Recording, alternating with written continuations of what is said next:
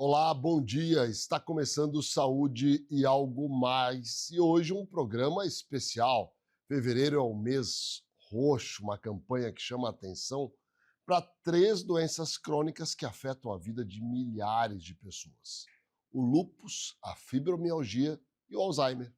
Essas condições têm algo em comum, são desafiadoras, não apenas para quem as enfrenta, mas também para familiares e cuidadores. Hoje nós vamos conversar com 2 especialistas para entender melhor sobre essas doenças e a importância do diagnóstico precoce. A doutora Fabiana Moreno, que é médica reumatologista, vai nos explicar sobre lúpus e fibromialgia, enquanto a doutora Maria Fernanda Guerini, que é médica geriatra, vai abordar sobre o impacto do Alzheimer na sociedade e como lidar com a doença. A informação é o primeiro passo para o cuidado e a qualidade de vida. Por isso, vamos começar a nossa conversa. Bom dia, um prazer recebê-las aqui para essa conversa importante. Afinal de contas, nós estamos num processo de crescimento do diagnóstico de algumas dessas doenças e a gente precisa debatê-las, discutir com a sociedade, até porque é importante para que a gente tenha um melhor cuidado ao longo da vida. E aí, Fabiana, vou começar com você. Fibromialgia. Tanto tem se falado a respeito. O que é que está acontecendo? Oi, Ricardo, bom dia a todos os telespectadores. Obrigada pelo convite de estar aqui mais uma vez.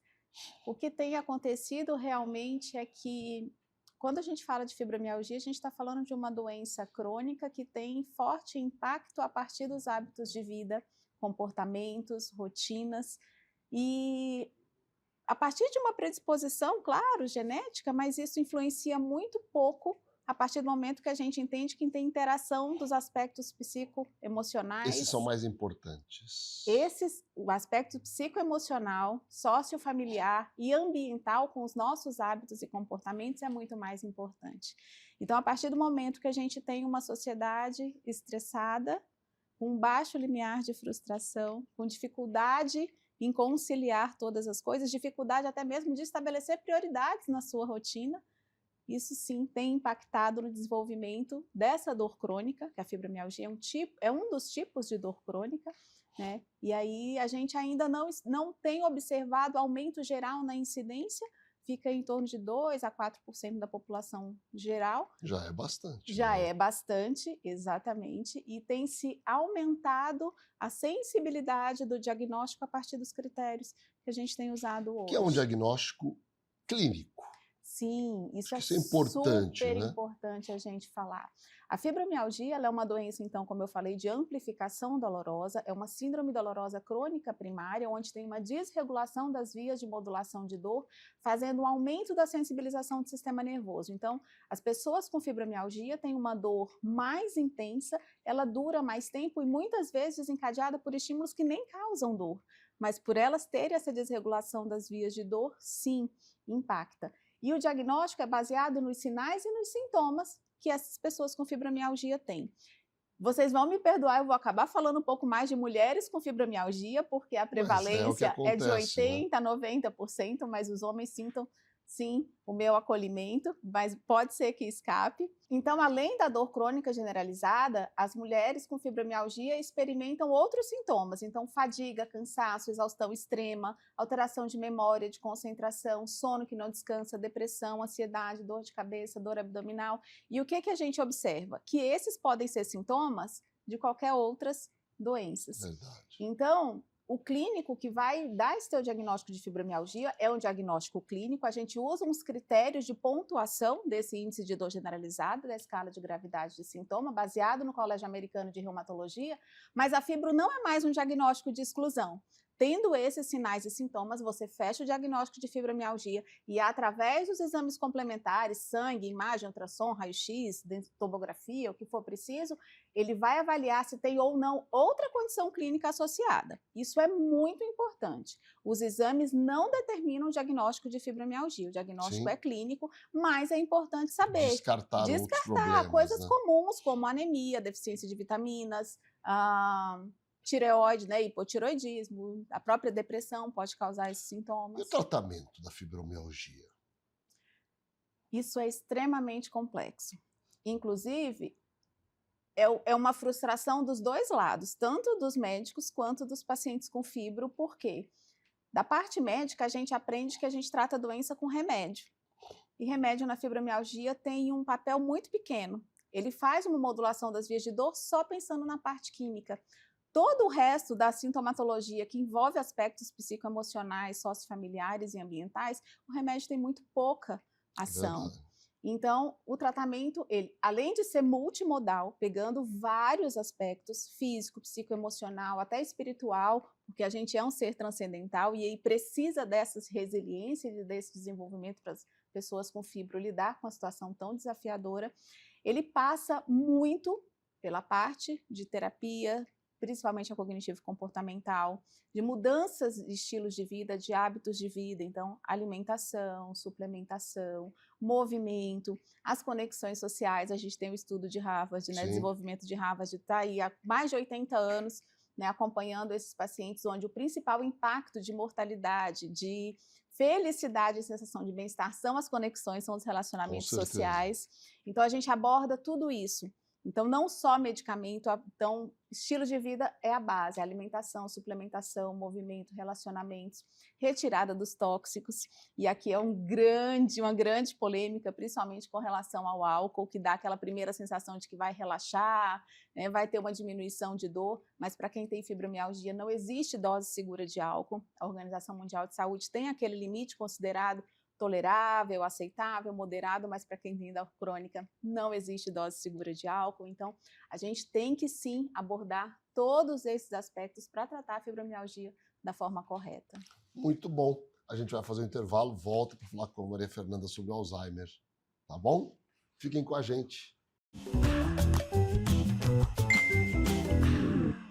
Neurocor, Centro de Diagnósticos e Intervenção Cardiovascular, com profissionais especializados em cardiologia intervencionista, cirurgia endovascular, neuroradiologia intervencionista e radiologia intervencionista. A empresa nasceu dentro do Hospital Cacemes de Campo Grande e contempla um moderno serviço de hemodinâmica que se dedica à realização de procedimentos minimamente invasivos para diagnosticar e tratar uma ampla variedade de doenças cardíacas e neurológicas. Após 2 anos de atuação no Hospital Cacemes de Campo Grande, a empresa Neurocor já expandiu seus serviços para os hospitais Cacemes de Três Lagoas e Corumbá, atendendo com a mesma qualidade e tecnologia os pacientes destas regiões. Neurocor, Centro de Diagnósticos e Intervenção Cardiovascular. No dicionário, proximidade é estar próximo fisicamente. Mas estar perto é muito mais que isso. Um cafezinho? É ser a causa daquele sorriso sincero de quem está à nossa volta. É estar presente fisicamente, sim, mas também de alma e coração. Que a sua presença seja motivo de felicidade para todos aqueles que você ama. Porque estar perto é tudo isso e mais um pouco. Mais que uma escolha financeira. Sicoob. A Ultra Medical oferece mais comodidade ao realizar todos os exames em um só lugar. Rapidez e eficiência com tecnologia de última geração. Agora também com amplo estacionamento, há quase 30 anos cuidando da saúde da sua família. Com foco em atendimentos personalizados e na segurança do paciente, a SAD oferece a melhor assistência em saúde no conforto da sua casa. O serviço de atenção domiciliar é realizado por uma equipe multidisciplinar com profissionais capacitados, proporcionando uma assistência mais completa e humanizada. Com um ágil tempo de resposta, a SAD está sempre pronta para atender às necessidades do nosso cliente, em todo o estado de Mato Grosso do Sul. Fale conosco e deixe a SAD cuidar da sua família. A Sono Mais Neuro, clínica de neurologia e distúrbios do sono, possui uma equipe capacitada, com especialistas em neurologia, otorrinolaringologia, medicina do sono e fonoaudiologia. Realize seus exames do sono com quem é referência. A Personal Card é a melhor e mais completa administradora de cartões de benefícios corporativos do país. Mais de 1 milhão de beneficiados utilizam hoje os cartões da bandeira Personal em toda a nossa rede, que inclui milhares de estabelecimentos por todo o Brasil. Personal Card, um mundo de benefícios em suas mãos. O Instituto de Psicologia Ana Flávia Weiss oferece atendimento em terapia cognitivo-comportamental para crianças, adolescentes e adultos. Com atendimento de alta qualidade nas 3 unidades em Campo Grande. MS Diagnósticos Médicos, uma empresa que possui corpo clínico altamente especializado e humano, aparelhos modernos para você cuidar da sua saúde. MS Diagnósticos Dourados, unidade 1 situada no Hospital Cassemes. E MS Diagnósticos Ultrassonografia, unidade 2, localizada na Clínica dos IPs, em Dourados.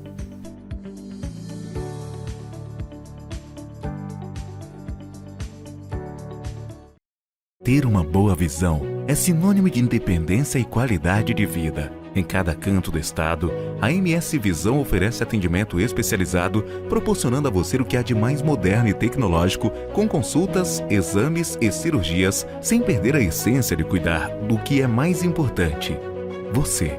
Esse é o nosso propósito: levar visão de qualidade para todos os sul-mato-grossenses. MS Visão, referência em oftalmologia em Mato Grosso do Sul. Com profissionais em 12 cidades do Mato Grosso do Sul, a Otorrino Centro-Oeste chegou para revolucionar os atendimentos na área. Além de oferecer cobertura 24 horas nos hospitais credenciados, a clínica é a primeira residência médica autorizada pelo MEC no estado. Quando precisar de um otorrino, conte conosco. A Proftalmo possui especialistas em todas as áreas da oftalmologia, oferecendo todos os tipos de exames e cirurgias. Com profissionais especializados e atendimento humanizado, estamos há 12 anos cuidando com qualidade da visão de nossos pacientes. Proftalmo, agende sua consulta.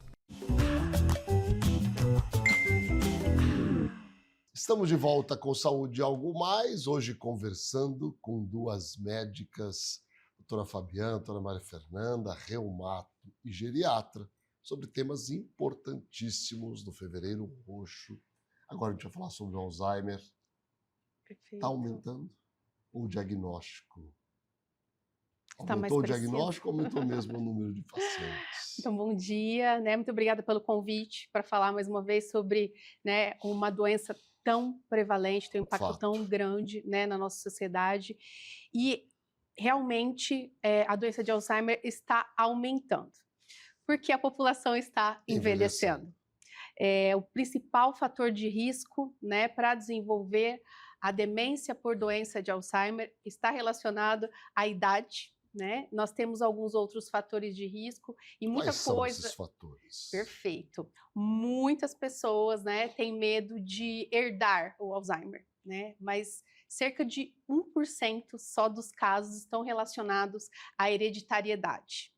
Quando a gente fala na doença de Alzheimer, né, a mais comum de início tardio, né, que acomete os 60 a mais, a gente fala em estilo de vida, né, muito semelhante aí com a fibromialgia, em que a gente tem que abordar várias questões. Hoje, além da idade, né, os seus hábitos estão muito relacionados ao risco aumentado em desenvolver doença de Alzheimer, né? Nós temos alguns critérios, principalmente o sedentarismo, né, tabagismo, obesidade, diabetes, hipertensão, algumas outras questões relacionadas ao humor também, né? Transtornos de humor não tratados aumentam este risco de desenvolver o Alzheimer. O sexo feminino também tem um maior risco e está muito relacionado à vida que você levou e que você leva, você ter esse risco aumentado de doença de Alzheimer ou não. Tratamento. O tratamento, então, quando a gente pensa nos fatores de risco, né, a revisão do estilo de vida é muito fundamental. Então, quando a gente tem esse paciente tão desafiador que chega no nosso consultório com uma fase inicial de doença de Alzheimer ou moderada ou avançada, nós temos que avaliar cada caso, né? Cada caso tem suas particularidades, né? Nós temos um tratamento que é recomendado para segurar um pouco a evolução da doença, porque é uma doença neurológica crônica, progressiva. Então, hoje nós não temos um tratamento curativo para a doença de Alzheimer, mas nós temos medicamentos que mantêm o paciente numa fase mais leve o maior tempo possível. Quais são os sintomas iniciais mais comuns do Alzheimer?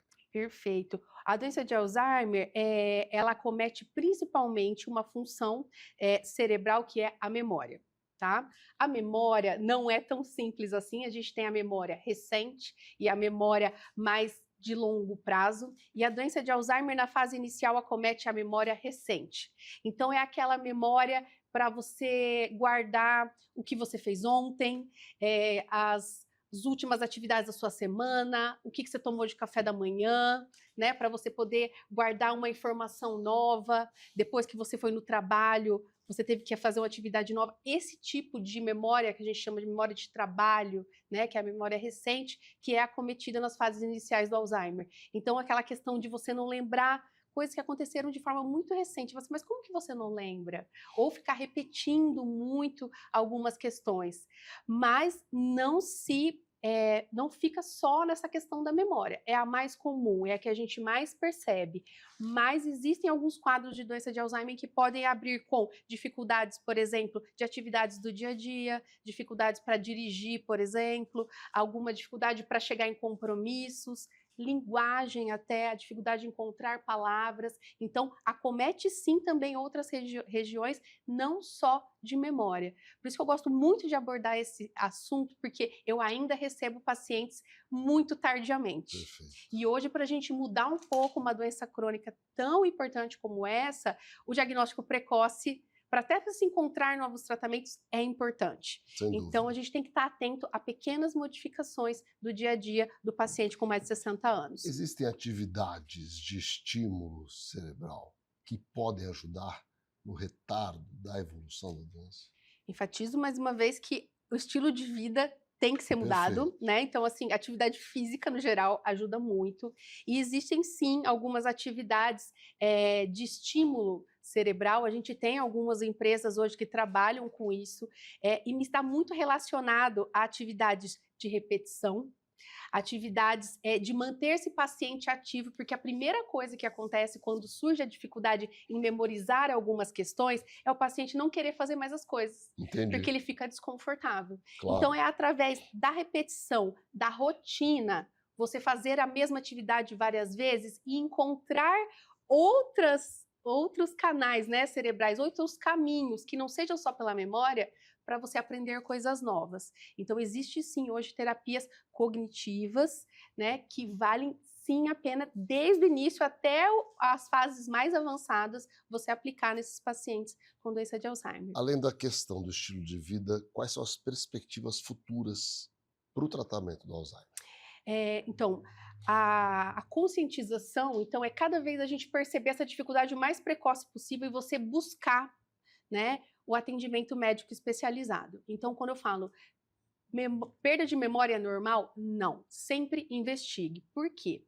Hoje, os tratamentos não abordam a causa principal da doença de Alzheimer, que é o acúmulo de algumas proteínas que a gente tem no cérebro. O futuro hoje é trabalhar com medicamentos que retirem um pouco desse depósito dessa proteína. Já tem alguns medicamentos liberados nos Estados Unidos, a gente não tem ainda disponível no Brasil, mas ainda é muito inicial e as respostas ainda são muito pequenas, mas acaba sendo o futuro. Quanto antes a gente conseguir diminuir esse depósito, a gente tem sim uma perspectiva aí nos próximos anos em conseguir terapias que revertam o quadro. Vamos para mais um intervalo e já voltamos. Fazer exames periódicos com um médico oftalmologista é a melhor maneira para identificar futuros problemas de visão. Instituto da Visão, centro especializado no tratamento e diagnósticos de doenças oftalmológicas. tratamento para ceratocone, glaucoma, a retinoplatia diabética, a catarata, as uveites, além de correções a laser para erros de refração. Marque uma avaliação com um de nossos especialistas. Instituto da Visão. Conheça a Endocate. Trabalhamos com diagnóstico e tratamento endovascular. Aqui você encontra profissionais altamente qualificados, prontos para te ajudar. Rua Oliveira Marques, Sala 3, Vila Lili, dentro do Hospital Cacemes, em Dourados. O CDO Hospital de Olhos oferece há 12 anos atendimento altamente especializado e humanizado. Com mais de 20 oftalmologistas, o hospital é especialista nas cirurgias refrativas de catarata, retina, glaucoma e cirurgia plástica ocular. CDO, sua visão é nosso foco. Pelo dia que ficou confirmado que o pior já tinha passado. Por confiar uma vida inteira na gente. Muito obrigado. Sabin, 40 anos. Uma vida ao seu lado. Cerdil, Centro de Radiologia e Diagnóstico por Imagem. O Cerdil é uma clínica especializada em exames de radiologia e diagnóstico por imagem que atua em Mato Grosso do Sul desde 1996. Atualmente com unidades nos municípios de Campo Grande, Corumbá, Dourados, Naviraí, Ponta Porã e Rio Brilhante. Cerdil, diagnósticos avançados e atendimento responsável.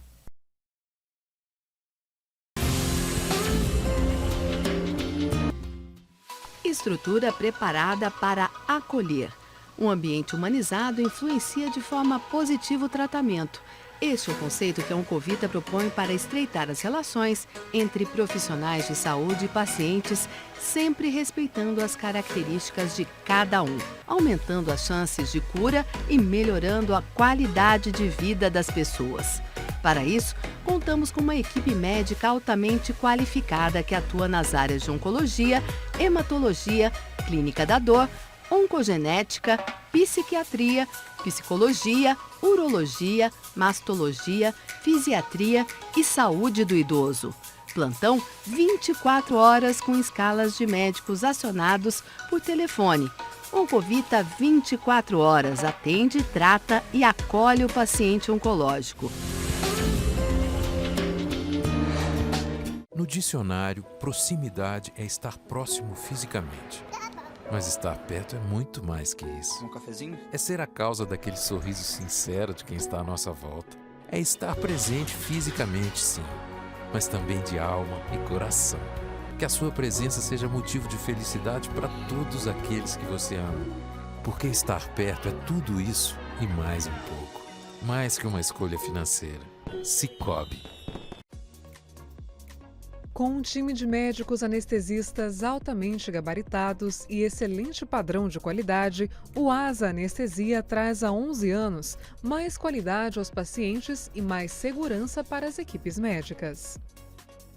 Com serviço moderno, seguro e humanizado, o Grupo ASA é o único do estado e o terceiro do Centro-Oeste a conquistar a acreditação internacional Kementum Diamante em excelência, qualidade e segurança do paciente. Mais que uma anestesia segura, nosso trabalho é acolher o paciente com respeito e empatia. Estamos prontos para te oferecer o melhor atendimento. ASA, nossa especialidade é anestesia. Shopping Campo Grande, segundo piso.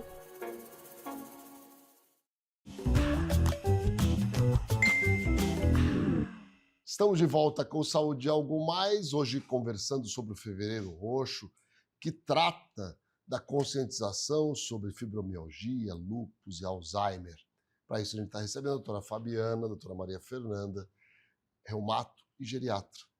Fabiana, lúpus. O que é o lúpus e como se faz o diagnóstico? Coisa simples. Lúpus é uma doença reumatológica, ela é uma doença autoimune, sistêmica, que a partir de uma desregulação imunogenética, então o indivíduo é predisposto geneticamente a ter essa alteração, essa desregulação do sistema imunológico, onde ele passa a atacar ele mesmo. Então, o nosso sistema imune, basicamente, é um sistema de defesa que é responsável por livrar a gente de infecções, vírus, bactérias, fungos, e por conta dessa desregulação, ele passa a atacar, desenvolver anticorpo contra ele mesmo. E a partir do momento que ele pode desenvolver anticorpo contra a pele, contra as articulações, contra o coração, contra o fígado, pulmão, sistema nervoso e as células do sangue, ele passa a ser uma doença sistêmica, que acomete todos os órgãos e sistemas. Então, uma doença reumatológica, autoimune crônica, progressiva, que se ficar sem tratamento, leva sim a sério comprometimento dos órgãos-alvo, mas tem tratamento, felizmente, cada vez mais também a gente avança nesse tratamento. O diagnóstico é feito baseado na associação dos sinais e sintomas com algumas alterações nos exames laboratoriais e de imagem que fazem a gente fechar esse diagnóstico. Os sintomas principais do lúpus incluem dor nas articulações, dor e inchaço nas articulações, que podem estar acompanhados de vermelhidão na região do rosto, que é o eritema, o rush malar, úlceras, aftas, feridinhas na boca, no nariz, queda de cabelo, e aí sintomas gerais que dificultam também, né, fadiga, cansaço, às vezes perda de peso, febre baixa não aferida, mal-estar geral. A partir do momento que o paciente vem com esses sintomas, principalmente de dor articular, lesões de pele, esse rush malar, a gente passa a investigação dos exames de sangue. E aí a gente tem alguns exames complementares, principalmente o hemograma simples que pode vir com anemia, leucócito baixo, plaqueta baixa, as provas de atividade inflamatória aumentada e o exame de triagem para a doença autoimune, que é o FAN, que é o fator antinuclear. A partir desse início, a gente começa a aprofundar a investigação associando até os porque sintomas. o lúpus pode trazer aí consequências em diversos órgãos, né? E esse é o grande... Esse é o grande detetive, né? o grande desafio do reumatologista, né? Que a gente é meio que realmente um detetive. Os sintomas normalmente não vêm todos de uma vez. Os critérios classificatórios do lúpus, eles incluem, então, desde esses mais gerais de fadiga, febre, alteração de peso, até os mais específicos. Então, a gente vai fazer a investigação de cada sinal, de cada órgão, de cada sistema que pode ter alteração pelo lúpus. Então, a gente pede um ecocardiograma para ver se tem alteração no coração, ultrassom de rins e vias urinárias, exame de urina, exames de sangue, se precisar, ressonância, né, do sistema nervoso central, medula. Então, a gente vai investigando baseado nos sinais e sintomas que o paciente tem para a gente fechar esse diagnóstico. É fácil? Não. Pode demorar, sim, alguns anos, até porque os sintomas aparecem, né, numa sequência, não vem todos de uma vez. Não vem como manual, né? Não, é mais um quebra-cabeça. O tratamento mudou bastante nos últimos anos, né? Sim, felizmente o tratamento mudou que bom, né? bastante, que bom. Então, como ela é uma doença autoimune, ela necessita de um tratamento específico, não para baixar a imunidade, como todo mundo fala, mas principalmente para regular, para a gente equilibrar esse sistema imunológico. Então, na maioria dos casos, no início, a gente até precisa de corticoide, que é super temido, né? Mas sim, hoje a gente tem a possibilidade, inclusive, de fazer controle de doença numa fase de remissão sem necessidade de corticoide, mas inclui, além do corticoide, os imunossupressores e agora os imunobiológicos, né, que tratam mais especificamente. Mudaram a história da doença, né? Mudaram a história de todas as doenças autoimunes, principalmente o do lúpus. Que bom, né? Que Agora, bom. para fechar o nosso programa, vocês duas falaram em estilo de vida. Eu acho que aí a gente agrupa o Fevereiro Roxo, né? Para as 3 patologias. Sim, O Exatamente. estilo de vida é fundamental para garantir o não aparecimento ou o retardo da evolução, não é verdade? E é boa parte do tratamento, né, também, né? Não é isso? Com certeza. não tem como Então, a gente exercício falar. físico, alimentação saudável, Não fumar, não beber, como controle de peso.